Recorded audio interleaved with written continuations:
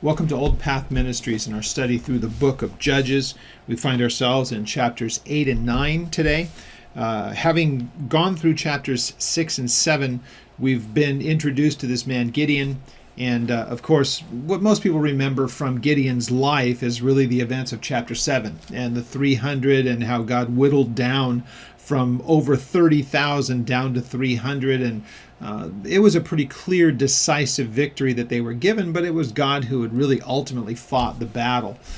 Oddly enough, by the time that we get to chapters 8 and 9, it is forgotten already that God was the one who had given them this incredible victory, and they go back to the same bickering and the same kinds of wanting the position and wanting that place of prominence that mankind is just so want to do. What we find in chapter 6 is Gideon, this man, was very, very unsure of things, and it is quite the contrast. And it tells you a lot about the nation of Israel at the time and the children of Israel and the tribes. Because under Joshua and Moses, when God would give direction to Joshua or Moses, though they were not perfect, and sometimes their judgments weren't really good, but when God gave them direction, there really wasn't a lot of contention in it. They just did as God had said. They had been obviously trained to recognize that God was able to do the things that he was able to do and would always make good on his promises. Well, the nation's gone a long ways from that. And we see in chapter 6 that Gideon needs a ton of reassurance in this. But again, the nation has really fallen into a place of just gross idolatry. We know that even Gideon's father had become a part of this, and all the people in that particular part of the tribe of Manasseh, that was happening. Now, let's be reminded, if this is the Jordan River, Manasseh would have been here. Ephraim, that we're going to hear mentioned, would be below them to the south. But across the Jordan and up in the north would be the other half of the tribe of Manasseh. Because remember, half of them came into the nation of Israel, and the other stayed on the other side, which is kind of like on the border of say, Jordan and Syria, just for thought, just for trying to wrap your mind around where this would be. So what we have here in front of us is really, it's important for us to recognize this is studying of history is important for us in the way of making application, that these are people who had every conceivable benefit and God had done such miraculous things. But it doesn't take long for man to resort back to his normal state of things, and in this case it was just outright rebellion. It didn't take long. Remember also, when we study through chapters 8 and 9, you really don't have the actions of these people being something that God said, do this. They kind of did it on their own. Now, we know that they are supposed to defeat the people who are in the nation of Israel. When it comes to pursuing the kings and the people who had escaped of the Midianites, we're going to find that there's not really any place that God says pursue them to the last man, really necessarily, but they do so nonetheless. And we find out that there is just kind of the pettiness between the tribes of wanting probably what is possession and maybe even the idea of prominence and importance. That seems to be kind of a driving force in it. It'll all become pretty obvious as we look through chapters 8 and 9. So having turned there, let's go ahead and have a word of prayer, and then we will take a look at the text.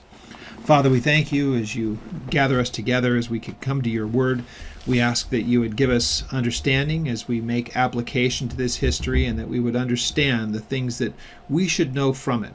As we study through the history of the children of Israel, it is important for us to recognize that history, and then the things that we can learn from it is to take our eyes off of you almost immediately after victory is always going to lead to us leaning to our own understanding. And this is what they've done. May we learn not to be so quick to turn to our own devices and to look to our own interests, but rather to look to you. And we ask, Lord, that you would give us skill and understanding, and by your Holy Spirit would you give us the ability to make proper application and knowledge of this. We thank you and we give you praise in Jesus' name. Amen. All right, chapter 8 begins this way. It says, Now the men of Ephraim said to him, Why have you done this to us by not calling us when you went to fight the Midianites? And they reprimanded him sharply. So they're wondering, how come we weren't there at the beginning when this whole fight went down? Now, again, there's a lot of speculation. we don't have a lot of the details. Did God tell Gideon to leave them out in particular? Or, what was the thought going on behind it? There's not a lot that we're given to that. Now, we'll remember that it was they who then joined as the Midianites began to flee, at least for a part of it. Then they were allowed to do that, and so this seems to be more the matter of plunder than anything else.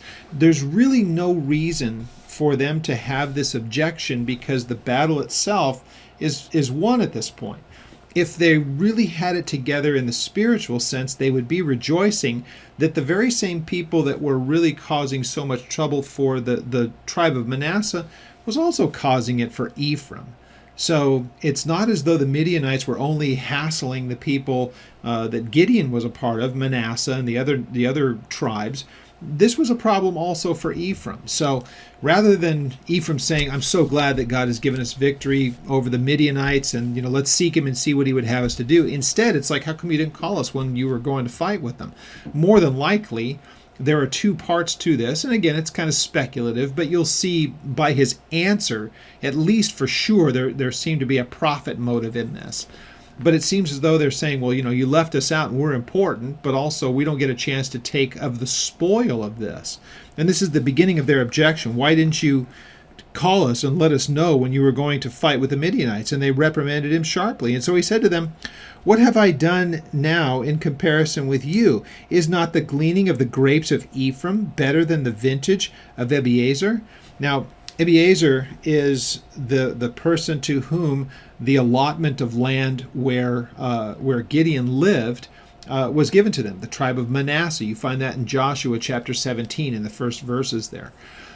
So we see that the allotment of the land helps us to understand that Gideon was from Manasseh. And so Manasseh and Ephraim are neighboring. Ephraim is to the south, and Manasseh is to the north. These are the tribes that are represented by the two sons of Joseph. And so here there is this competition between the two of them, and the greater of the two in prominence was Ephraim, clearly for a number of reasons and from their history. So he basically says, well, so you're wanting to know why I didn't get in touch with you, but you guys have everything. And so his point is that the grapes that are there left after you've harvested everything are greater, or the gleanings that we could get from your harvest is greater than we have altogether. So he's basically saying, you guys have it all, we have nothing. Why are you so worried about how we did this little campaign over here? And then so it says, God has delivered into your hand the princes of Midian, Oreb and Zeeb. And what was I able to do in comparison with you? Then their anger toward him subsided when he said that. So the point was, what we did with just the troops was nothing compared to what you get by taking a couple of the princes, a couple of the kings that were there, not all of them, but some of these very high prominent people. You're the ones who have those spoils and that victory, and you can claim that to be the important part. So once again, when it comes to comparing the two tribes at the time, especially since Manasseh's kind of cut in half of their tribe isn't even in the area. They don't even live in the nation of Israel. So he's able to say to them, what you guys have just by your gleanings, what's left over from all of you guys is better than our vintage. He's just using it as a metaphor. So it says, now when Gideon came to the Jordan, he and the 300 men who were with him, they crossed over, exhausted but still in pursuit. And they said to the men of Succoth, please give us loaves of bread for the people who follow me, for they are exhausted, and I am pursuing Zebah and Zalmunna, the kings of Midian. So they're still trying to get there. Now, again, remember, that means that the troops have already gone through. They've had these people of Succoth, and then there's another place that will be mentioned in just a moment. They know who, again, these are, when you look at this, is probably like, think the tribe of Gad and Reuben as they go through. Take a look at a map. We've put them up here before. And just take a look at where the allotments of the tribes are. If a group of people, in this case the troops of Midian, about 11,000 people, are trying to escape as they would go towards the east, they would then come out of the land of Israel, crossing the Jordan. They would come to the area where you would see Reuben and Gad and where they had been. So when Gideon comes to these people and asks for help, he's going to the other tribes of Israel saying, hey man, we're exhausted. Do you have some food for us? Now, the people in that area have seen a troop of 11,000 plus, somewhere thereabouts, running away from really what is just Gideon and 300. So they're thinking they must have just made a total calculation as, do we want to go against the 11,000 in favor of the 300, not even taking into account that those 11,000 are running away because God has just done this amazing victory. None of that seems to enter into the equation. They just want to fight with him over this. Now again, remember, God has asked none of this to be done, let alone the answer. So he said to the men of Sukkoth, we need food. Verse 6, so the leaders of Sukkoth said, are the hands of Zebah and Zalmunna now in your hand, that we should give bread to your army? Hey man, if we give you guys your provisions, those guys are going to come back after us. It never even gets discussed. So at this point, could Gideon have said, look guys, the reason that they're running is because of what God has done here, and don't stand in the way of what God is doing. You could also at this point say, well, did God ask him to even go and do any of this? But this shows you all of the infighting and how they've taken their eyes off of the Lord, and now it's just doing things under their own understanding. So Gideon said, now for this cause, when the Lord has delivered Zebah and Zalmunna into my hand, then I will tear your flesh with the thorns of the wilderness and with briars. Isn't there a weird contradiction here? God's going to go ahead and give me this victory. Of course, it doesn't say that that's what God's done. He just is assured that that's going to be the case. And then immediately he says, I'm going to come back and murder all the rest of you. Crazy, huh? So then he went up from there to Penuel, and he spoke to them in the same manner, or in the same way. And the men of Penuel answered him, as did the men of Sukkoth, as they had answered. And so he also spoke to the men of Penuel, saying, when I come back in peace, I will tear down this tower. Now, here's the interesting thing. If those names Penuel and Sukkoth sound familiar, they sound familiar because this is where the children of Israel came up through in order to get into the land of Israel, coming up above the Dead Sea and through Jordan and then into Israel. So these are places that they've gone through before, but now they are inhabited by the tribes of Gad and of Reuben in those areas. Okay, I'm trying to do big geographical areas so we kind of get an idea. So then verse 10 says, now Zebah and Zalmunna were at Kirkor, and their armies with them about 15,000. I said 11 earlier, it's 15,000. And all who were left of the army of the people of the east, for 120,000 men who drew the sword had fallen, and then Gideon went up by the road of those who dwell in the east of Nobah and Jogbehah. Yeah, I guess you'd say it that way. And then he attacked the army while the camp felt secure. So when Zebah and Zalmunna fled, he pursued them, and he took the two kings of Midian, and he routed the entirety of the army, or what's left of it. So think about this. You've got well over 100,000 who drew sword that were in the area. The 300 defeated in the initial attack, and then all the other ones that were routed as they fled. And we know that the other tribes engaged to some extent, but we don't get a lot of the details. What we know is the remnant that's left is 15,000 men. And Gideon still has his 300. Now, it doesn't tell us how they did it. It doesn't give us any of the details. Did they by this time collect up weapons? Were they using weapons in it? We don't get any details, none whatsoever in that.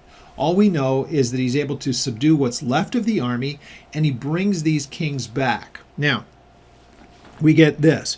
So in verse 13, Gideon, the son of Joash, returned from battle from the ascent of Heres, and he caught a young man of the men of Sukkoth, and he interrogated him, and he wrote down for him the leaders of Sukkoth and the elders, the 77 men.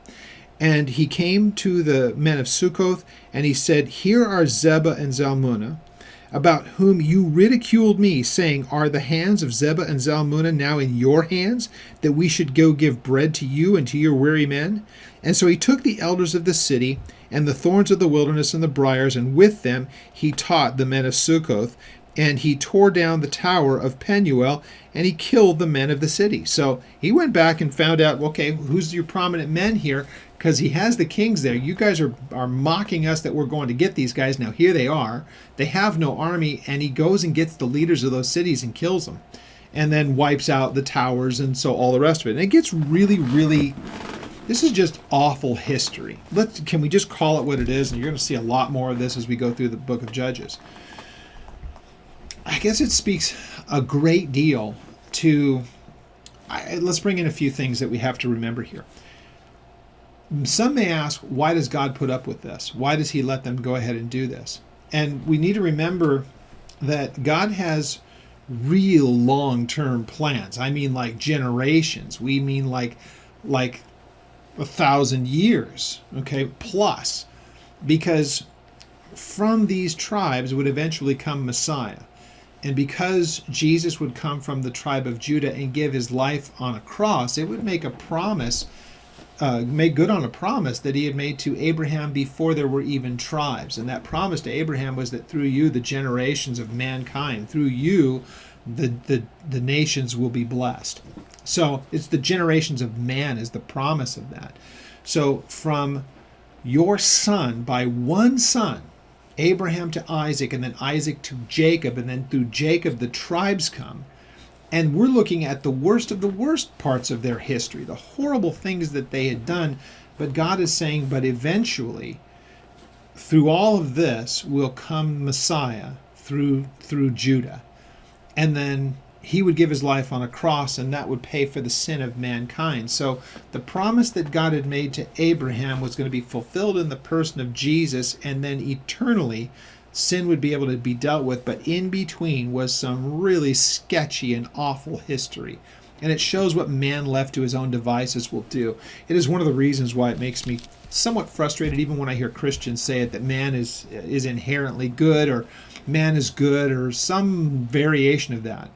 But left to his own devices, man is selfish, destructive, self-seeking, self-serving, and will always do what benefits them.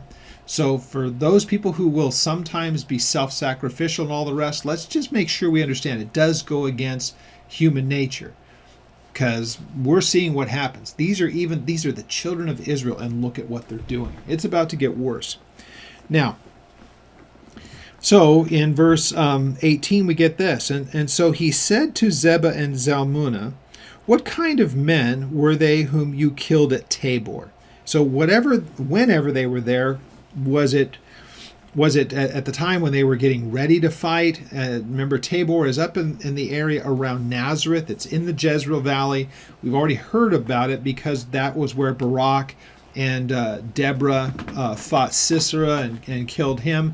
And where this battle that Gideon had took place a little bit further to the south and to the east, but something in and around Tabor took place. And so he says, now the men at Tabor, what were they like when you killed them? So they answered, well, they were like you. They were each one resembled the son of a king. It seems to be probably a bit of a slight. They're kind of mocking him a bit, because I don't know that he necessarily looked all that kingly. But now here Gideon is looking to get what would seem as though some revenge in this whole thing. And he has this information. Hey, all those people that you killed up in Tabor, tell me about the men. And so, they look kingly just like you. Well, here's what he says to them. He said, well, in verse 19, they're my brothers, the sons of my mother. As the Lord lives, if you had let them live, I would not kill you. But you can see this is a revenge issue here. So he said to Jether, his firstborn, rise and kill them. But the youth would not draw his sword, for he was afraid, because he was still a youth. And so Zebah and Zalmunna said, rise up yourself, and you kill us, for as a man is, so is his strength. And so Gideon arose, killed Zebah and Zalmunna, and he took the crescent ornaments that were on their camels' necks. Now he's going to start this idea of taking plunder and all the rest of it. And he has a method to his madness, but we're going to see how that all turns out. Well, it tells us this. So the men of Israel said to Gideon, rule over us. Now they're asking for a king. Not what God wanted to do. Remember, let's stop for just a moment here. Coming into the land, neither Joshua nor Moses would be seen as a king. They would simply be seen as the man that God had raised up to lead the nation.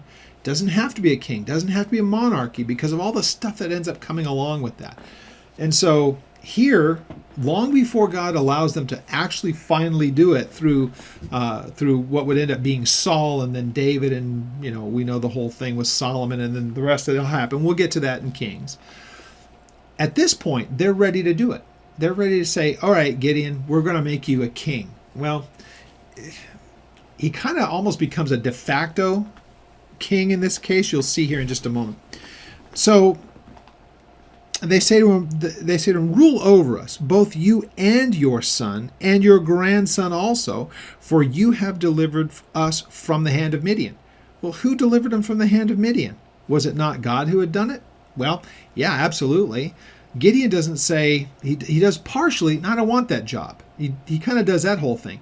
What he could do, and what he should have done, was turn them and say, you don't want me as a king. What we should get back to is what we had with Moses and with Joshua, is that God could lead us and he could have his man selected to do it. Not a king that's by popular vote or because of some exploits, because man ends up picking the king at that point. Well, that's just going to be what happens down the road. So Gideon said to them, I will not rule over you, nor shall my son rule over you. The Lord shall rule over you. Well, that sounds good, but is that how it actually went on? Because we see that the nation, though it had peace, the way that Gideon seems to live his life after this seems to become very much king-like without the title. So he says this in verse 24, I would like to make a request of you that each of you would give me the earrings from his plunder. For they had golden earrings because they were Ishmaelites.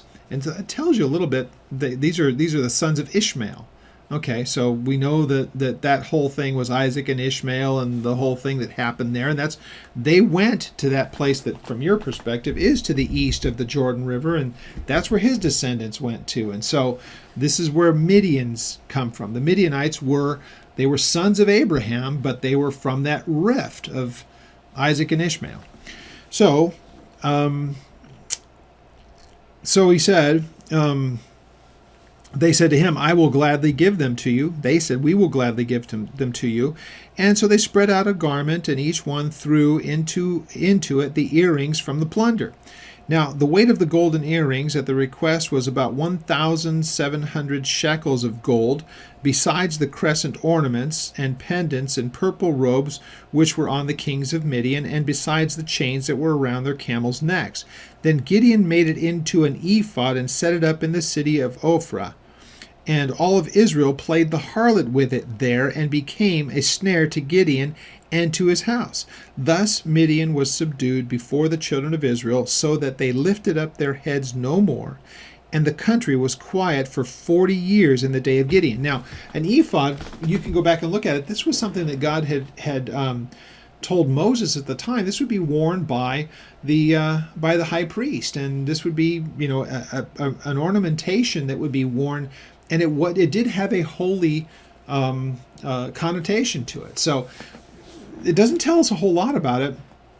We can even assume that Gideon's intentions may very well have been good, but when it says, but they played the harlot with it, means that they simply went back into the same kind of idolatry that they had started that caused the problem in the first place. Right alongside this very same man, Gideon, through whom God had given them such incredible victory. And so here they take this thing that, whatever his intention for doing it, it then ended up becoming something where it says, as the Bible says to us, they played the harlot even with that ephod. So they took something that could very easily have been holy, a very good thing, and they turned it in to some kind of a relic, or whatever you want to call it, as an object of worship, and they went back into the same idolatry that caused the problem in the first place. Think of it this way, and I'm sure that you already know this. Had it not been for their idolatry, there wouldn't have been the oppression of the Midianites. If there wasn't the oppression of the Midianites, there wouldn't have needed to be a Gideon. And there wouldn't have needed to be this miraculous deliverance of the children of Israel, and now they've come right back to the exact same place. It's a fascinating study in how quickly, when people take their eyes off of God, they can get back into the same old stuff that caused such absolute bondage before. And so here they're starting the cycle all over again. But notice that the country was quiet for 40 years. So it took another 40 years for things to get back, and we'll see what happened after, after Gideon's death. And it's going to keep, the cycle is going to keep going. Now, Jerubbaal, the son of Joash, went and he dwelt in his own house. That's just another way of saying Gideon. Remember that let Baal let him defend himself, or let him answer. That's what his father Joash started calling Gideon, Jerubbaal. That's it was a kind of a slap at their idolatry. So even his dad, at least for a time, went from being this idolater to saying, well, wait a minute. If you remember, Gideon was told by God, go and knock down all the altars to Baal, and they wanted to kill him for doing it. He did it. He was, that was in our last chapter. That was actually chapter 6, I'm sorry. So he does that. His dad changes his name to let Baal defend himself, basically. So he changed his name to that, which is pretty funny. So Gideon had 70 sons who were his own offspring, for he had many wives. This starts to sound quite kingly.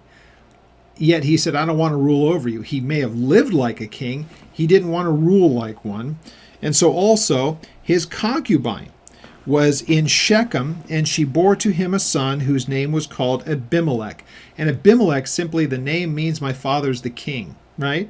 But it says concubine. Now, concubines could be, they would have kind of a quasi-married status, but they were not technically wives in the most general of the senses. But the more that we see the word used, it could mean basically just somebody that's just above a kind of a slave, but it was so that you could have progeny outside of your marriage, and kind of an ugly situation. We know that this was something that really plagued Solomon between wives and concubines, but you don't have 70 kids unless you have a multitude of wives, and in this case, a concubine. Now, this may very well also be a woman that he had married, but she didn't leave her family.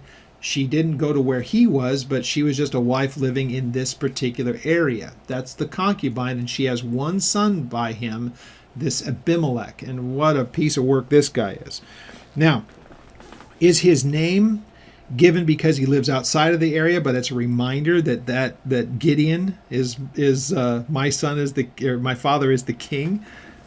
Kind of a weird play on words, because Gideon said, I don't want to be a king, but here's one of his children by a concubine, and his name means my father's the king. What a messed up situation. So his concubine, who was in Shechem, also bore him a son whose name was called Abimelech, and Gideon the son of Joash died at a good old age, and he was buried in the tomb of Joash his father at Ophrah, and that's in the tribe of Manasseh. Or in the land also of Manasseh. Verse 33, and so it was, as soon as Gideon was dead, that the children of Israel again played the harlot with the Baals, and they made Baal-Berinth their god. And Baal-Berinth, think about this. This is not the God of Scripture, but to say Baal, a god, and then Berinth is of the covenant. What a slap in the face this would be to God. They begin to worship a small g deity God, and they call him the God of the covenant, when God Jehovah, or Yahweh, is the God of the covenant, the one that he made with Abraham, in which land and by which tribes they live. It's just such a disgusting change that takes place here, and it just shows the blindness. Thus the children of Israel did not remember the Lord their God, who had delivered them from the hands of the enemies on every side. And that's from the beginning of their lives, or the beginning of the nation, I should say. Nor did they show kindness to the house of Jerubbaal, or Gideon, in accordance with all the good that he had done for Israel. So as soon as he's done, now people start to turn even on Gideon and on his family. Crazy stuff, right?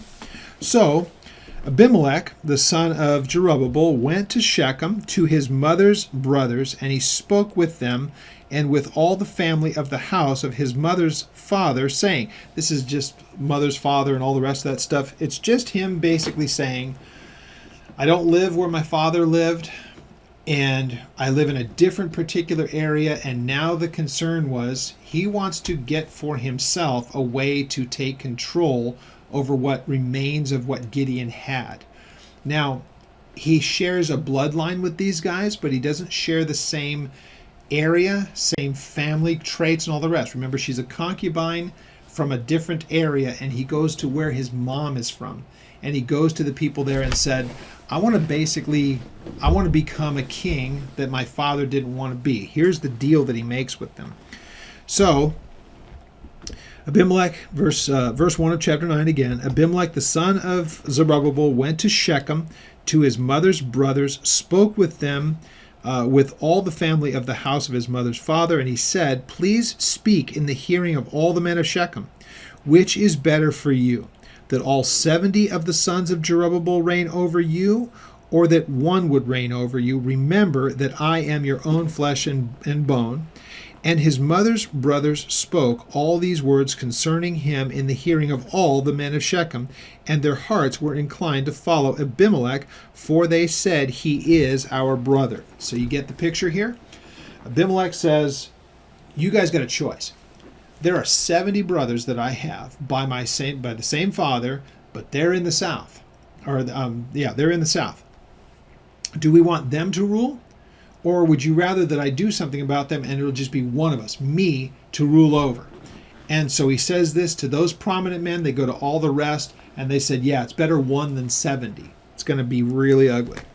So they gave him 70 shekels of silver from the temple of Baal Berinth, which is crazy if you think about it. They're using all this pagan money to go out and hire these guys. Look at what it says. And with it, Abimelech hired worthless and reckless men, and they followed him. Verse 4. So in verse 5 it says, And so they went to his father's house at Ophrah, and they killed his brothers, the 70 sons of Zerubbabel, on one stone. And but Jotham, the youngest son of Zerubbabel, was left because he hid himself. So they killed them all but one. This is obviously going to be a lot of the history. So the men of Shechem gathered together, all of Beth Millo, and they went and they made Abimelech king beside the terebinth tree in the pillar that was by Shechem. And this is all the idolatrous places that are mentioned here. And so basically this would be a place for corporate, demon worship, basically. And so they make him the king there. And now when they told Jotham, he went and he stood up on the top of Mount Gerizim, and he lifted his voice and he cried out and he said to them, Listen to me, you men of Shechem, that God may listen to you. The trees once went forth to anoint a king over them, and they said to the olive tree, Reign over us. But the olive tree said to them, Should I cease giving my oil, and with which they honor God and men, and to go and have sway over other trees? So the trees said to the fig tree, You come and you reign over us. But the fig tree said to them, Should I cease my sweetness and my good fruit, and go to sway other trees? Then the trees said to the vine, You come and you reign over us. But the vine said to them, Should I cease my new wine, which cheers both God and men, and go and sway over other trees? And all the trees said to the bramble, You come and you reign over us. And the bramble said to the trees, If in truth you anoint me as king over you, then come and take shelter under my shade. But if not, let fire come down out of the bramble and devour the cedars of the trees. So here you have Jotham basically says to the men of Shechem, Look at what you've done. You keep trying to get a king. None of the people that you've gone to wants to do that. And so you go and you find the one guy. After he comes to you, he makes the overture, but you're the one, you make this guy the king. And he's the worst of all of them. You go to the bramble. This is the thorn. He's going to be a problem for you. This is what you've done. So speaking prophetically, but also holding them accountable for their time. Now, therefore, if you have acted in truth and sincerely acted in truth in making Abimelech king, and if you have dealt well with Zerubbabel in his house, as he has done and he deserves, For my father fought for you, risked his life, and delivered you out of the hand of Midian. But you have risen up against my father's house this day. You have killed his 70 sons on one stone, and you have made Abimelech, the son of the female servant. That's his way of saying the concubine. She's never been a part of really where my father was from. So you have made...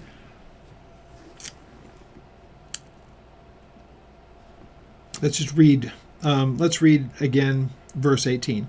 You have risen up against my father's house. You have killed the 70 sons on one stone, and you have made Abimelech, the son of his female servant, king over the men of Shechem, because he is your brother. That was the reason why you did it. Not because God had chosen him, not because he was a legitimate son, but because he's from where you guys are. If then you have acted in truth and sincerity with Jerubbabel and with his house this day, then rejoice in Abimelech, and let him also rejoice in you. But if not, let fire come down from Abimelech and devour the men of Shechem and Beth Millo. Let fire come down from the men of Shechem, from both Beth Millo, and devour Abimelech.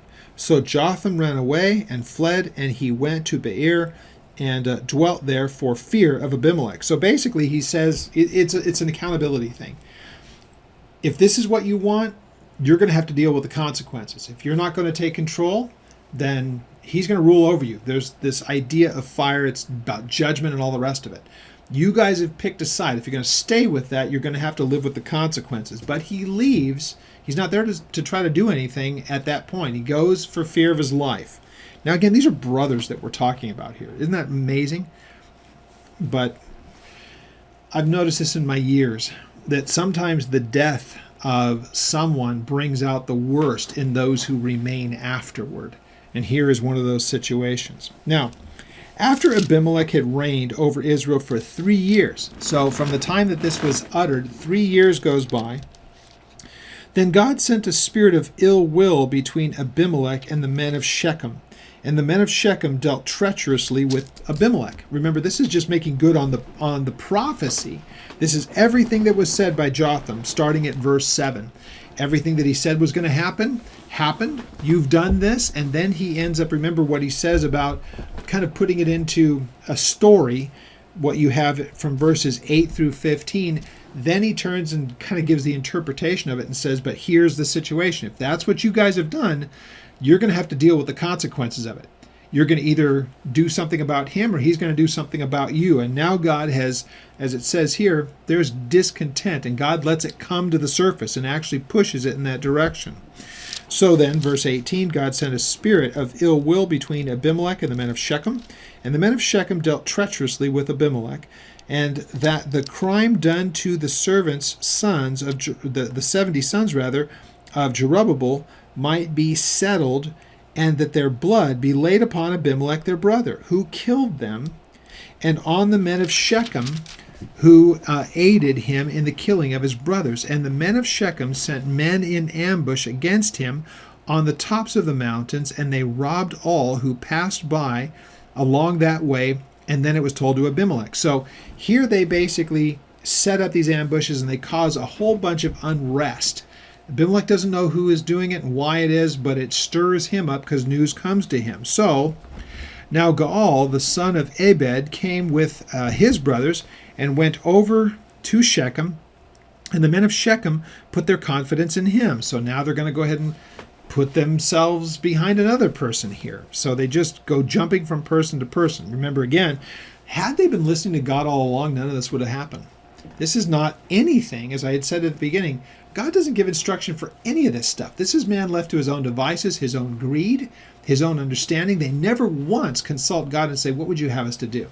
So they just continue to they compound the problem. They make one matter worse by doing even another step in the further direction, in the wrong direction. So, verse 27, so they went into the fields, and they gathered grapes from their vineyards, and they trod them, and they made merry. And they went into the house of their God, and they ate and they drank, and they cursed Abimelech. Then Gaal the son of Ebed said, who is Abimelech, and who is Shechem, that we should serve him? Is he not the son of Jerubbaal? And is not Zebul his officer? And so serve the men of Hamor and the father of Shechem, but why should we serve them? So again, why are you guys subject to Abimelech? Now there's this stirring up, again, that you give somebody a little bit of power, and now he's looking to overthrow the order of things. It's a bad order, but once again, God's going to let this thing all work out by all of the evil. And now, once again, they're going to start turning their anger and their fury against one another within the nation. That's what's taking place here. So, verse 29, if only this people were under my authority. So who is it that's saying this? This Gaal guy. If only the people were under my authority, then I would remove Abimelech. So he said to Abimelech, increase your army and come out. So he challenges him. You versus me. And again, the people of Shechem are right in the middle of this whole thing. They're, once again, continually stirring up all this stuff. So when Zebul, the ruler of the city, heard the words of Gaal, the son of Ebed, his anger was aroused. And so he sent messengers to Abimelech secretly, saying, take note, Gaal, the son of Ebed, and his brothers have come to Shechem, and here they are, fortifying the city against you. Now, therefore, get up by night, you and the people who are with you, and lie in wait in the field, and so it shall be, as soon as the sun is up in the morning, that you will rise up early, rush upon the city, and when he and the people who are with him come out against you, that you may do with them as you find opportunity. So he gets sight of this, again, sends a messenger and says, you should just get right on the outskirts of the city, and then in the morning before they're ready, just attack it. As soon as you see it open, go for it as God gives you, or as you get opportunity. Notice God's not in this. So Abimelech and all of the people who were with him rose that night. They lay in wait against Shechem with 4 companies. Then Gaal, the son of Ebed, went out and stood at the entrance of the city gate. Abimelech and the people who were with him rose from lying in wait. And when Gaal saw the people, he said to Zebul, look, people are coming down from the tops of the mountains. And then Zebul said to him, you see the shadows of the mountains, and they as if they were men. So it's that this is, look at the numbers of people coming. So Gaal spoke again and said, see, people are coming down from the center of the land, and another company is coming from the diviner's terebinth tree, so the place of the corporate pagan worship.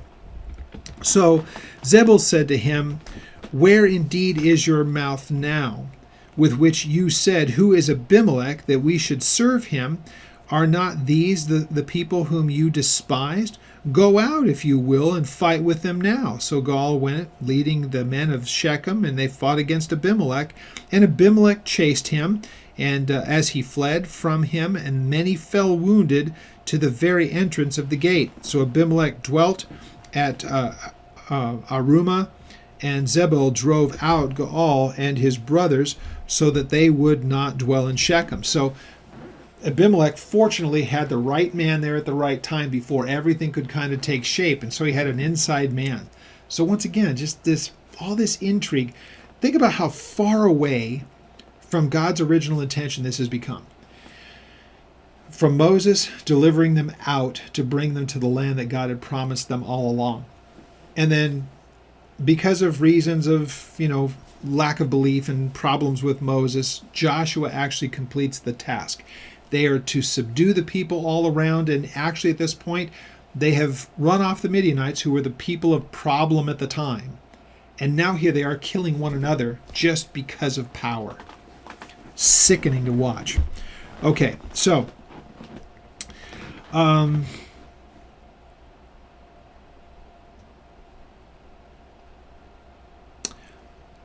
let's go to verse 42. And it came about on the next day that the people went out into the field, and they told Abimelech. And so he took his people, divided them into 3 companies, and they lay in wait in the field.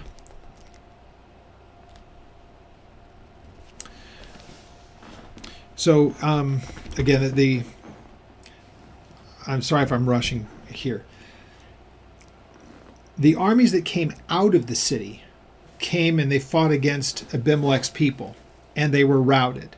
But now Abimelech wants to settle the score with the people at Shechem. Remember, ill will has been brought between them. Remember, that's what we saw earlier in the chapter. And so it came about on the next day, after the routing of them and Gaul and all that stuff and them being ran off. Now Abimelech wants his revenge on the people of Shechem. Remember who these people are. They're the ones who put him in that place to begin with. So it came about the next day that the people went out into the field and they told Abimelech. So he took his people, divided them into 3 companies, and lay in wait in the field. And he looked, and there were the people coming out of the city, and he rose against them and attacked them. Then Abimelech and the company that was with him rushed forward and stood at the entrance of the gate of the city, and the other 2 companies rushed upon all who were in the fields, and they killed them. So Abimelech fought against the city all that day. He took the city, he killed the people who were in it, and he demolished the city and sowed it with salt. That means you wouldn't be able to do anything with the ground because it would be salted ground. It would take a long time for that to ever come back around to be useful. What we're looking at here is going to be the kind of sickness and cruelty that's going to grip the nation through really what is the remainder of this book. If you notice, it started, the chapters at the beginning of this were, okay, Joshua's gone, but we need something. And so they would get into these cycles, and God again would keep sending them people. But you just notice that there's a downward progression from the death of Joshua. Remember, Joshua had told them before he had died, at the end of his book, that you guys need to walk in his statutes. And they said, we will. The problem became generational after that. The problem is passing the truth and how people should be doing things from generation to generation is critical. So if the following generations don't follow, this is what you're going to see. This is what ensues. It's such a sick thing to watch. Now, verse 46. Now, when all the men of the tower of Shechem had heard that they entered the stronghold of the temple of their God at their God Berinth, covenant, meaning covenant. And it was told to Abimelech that all the men of the tower of Shechem were gathered together. So Abimelech went up to the Mount Zalmon, he and all the people who were with him. And Abimelech took an axe in his hand, and he cut down a bough from the trees, and he took it and laid it on his shoulder. So he cuts down a big portion of a tree and slings it up over his shoulder. So he says, then he said to the people who were with him, what you have seen me do, then you make haste and you do what I have done. I think you get the picture of what's about to happen. So each of the people likewise cut down his own bough, followed Abimelech, and put them against the stronghold, and set the stronghold on fire above them. So that all the people that were in the tower of Shechem died, about 1,000 men and women. He just burned them to death because they thought that they were in a safe place. So he just builds basically a big fire that consumes where it was that they had hidden themselves. Then Abimelech went to Thebez, and he encamped against Thebez, and he took it as well, a neighboring city. And there was a strong tower in that city, and all the men and women of the people of that city fled there, and they shut themselves in, and then they went up to the top of the tower. So Abimelech came as far as the tower, and he fought against it. He drew near to the door of the tower, and he burnt it with fire. He just repeats exactly the same thing without the detail about cutting down boughs. They basically just burn those people alive as well. But a certain woman dropped an upper millstone on Abimelech's head, and they crushed his skull. So as he's laying siege to the tower, she must be above him. She drops a stone out of some place, and it finds his head. Listen to how this man dies. It's just sickening. Before I read the rest, and I know I've said it probably, 2 or 3 times since we started this study. Look at what happens when man takes into account only his own desire and absolutely disregards what God would have him to do. This is the kind of disgusting stuff that takes place. It's just amazing. So then he called quickly to the young man. He realizes what he has here, is a mortal wound. He's not going to recover from this, and he knows it. So he called quickly to the young man, his armor bearer, and he said to him, "Draw your sword and kill me, lest men say of me, a woman killed him." So his young man thrust him through, and he died. This is so much about posturing and every just carnal thing that you can imagine. I don't want history to record that a woman is the one who killed me. Guess what? History records exactly that, dude. You're a loser. That's not very pastoral, is it? Well, so when the men of Israel saw that Abimelech was dead, they departed, every man to his place. Then God repaid the wickedness of Abimelech, which he had done to his father by killing his 70 brothers. And all the evil of the men of Shechem God returned on their own heads, and on them came the curse of Jotham, the son of Jerubbaal. So remember, earlier in the chapter, this is exactly what's come to pass from the remaining son, the only one that's left, the son of Gideon, had basically said, here's what's going to happen to you and to him. You're going to have the problem that you, the men of Shechem, you're going to die. So is Abimelech. And now it's all come to pass. It's all come to full. Both sides are now done. And it was God basically saying he made good on the prophecy made against them. Again, this studying through the book of Judges has these times where you just see incredible victory, but it is a case study in what happens when man takes his eyes off of God and how quick he is to do that, disregarding the miraculous things that God does and then just being reduced back to his normal state of things. It's a pretty sad thing to watch, but again, it is still nonetheless, it's instructive to us. It's good that we see these things, because what we hope to do, and we have every benefit here as the church is concerned, we have the work of Jesus done as a historical event. Because of that, the Holy Spirit has been given to the church. We have the ability to have God's word in front of us, knowing what Jesus has done and being regenerated or made anew in the Spirit of the living God, to look at what we see in history here and say, we don't want to repeat this. Again, we're not people without the Holy Spirit. We're saved. But at the same time, we want to make sure that we never take our eyes off of the God who purchased us and ransomed us and bought us back from death and given us new life. We don't want to turn our back on him, because we know how quickly we can get to that place of rebellion if we take our eyes off of him. Very, very instructive for us. Now, we'll pick up next week at chapter 10. A lot here that's going to be in front of us. It's important that we study through these things and to know them, and we'll pick up there at chapter 10 next week. Until then, it's okay to read these things, but go read something else in the scripture as well. Make a parallel study of some stuff that's really blessing and edifying, so that it kind of helps counterbalance what is a very dark portion of Israel's history. So we'll pick up there next week, and I pray that God blesses your study of his word, and that he blesses you as you walk with him.